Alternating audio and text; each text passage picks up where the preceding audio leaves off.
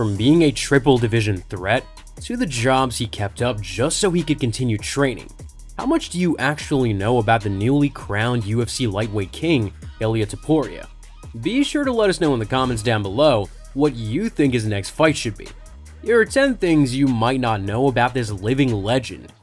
Ilia might be forced to rely on his English a lot these days, given that the UFC is an American company, but the depth of his linguistic skill is pretty crazy. By the time he was a teenager, he was fluent in Georgian, German, Spanish, and had strong Russian. He even learned how to speak some Ingrian, which is a dialect from the west of Georgia, and that's before he even decided to learn English in his later years. That's an intelligent dude right there. Topuria has some of the best hands in the entire sport of MMA, and it should come as no surprise that he's a big fan of boxing, specifically taking influence from the Mexican approach to the sweet science. As for his favorite fighter, well, it turns out that Canelo Alvarez is not only his favorite boxer, he's also Topuria's favorite athlete, full stop. Despite being known as one of the smoothest boxers in the sport, probably from all those hours watching his idol Canelo, it might surprise you to learn just how long it took for him to become the KO threat that we know today. Topuria was a jiu-jitsu fighter first and foremost during his pre-UFC run, winning his first 7 matchups by way of submission. He wouldn't truly show off his striking aptitude until fight number 8, where he KO'd his opponent inside a round. Then, after his UFC debut win by decision, he became the Ilia we now know, scoring 3 knockouts in a row to establish himself as a ranked fighter. Following on from that last one, we'll also point out that Topuria was the first ever Brazilian Jiu-Jitsu black belt from his home country of Georgia, alongside his brother Alex Topuria. And once again, following on from that next point, yes, Topuria has a brother, and yes, he is also a martial artist. In fact, he's older than Ilia by a year and recently made his own UFC debut, beating Colby Thickness by decision. Whereas Topuria is fighting at lightweight, Alexandre is currently a bantamweight, even though he is the same height as his younger sibling. Remember, if you're enjoying this content, be sure to get involved by liking the video and leaving a comment. The life of a fighter is a tough one, and for Ilia, though he was no doubt confident in his dream, he held a wide range of odd jobs just to make ends meet.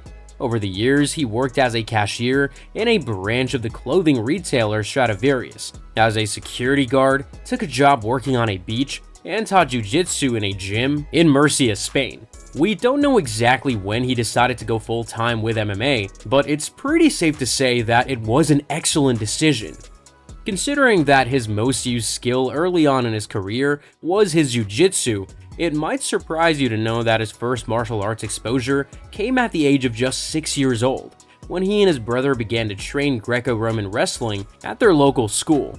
He kept it up until he was 15, likely dropping it when he and his family moved to Alicante, Spain, to try to set up a new life after the Russo-Georgian War. Considering that the newly crowned lightweight king might one way be looking at a move all the way up to welterweight, especially if Islam Makhachev wins the belt, it might come as some surprise to know that he has 2 bantamweight fights on his record. Okay, technically he only has 1. His first round submission win over Mika Hämäläinen, and then a Cage Warriors bantamweight title fight that he missed weight for.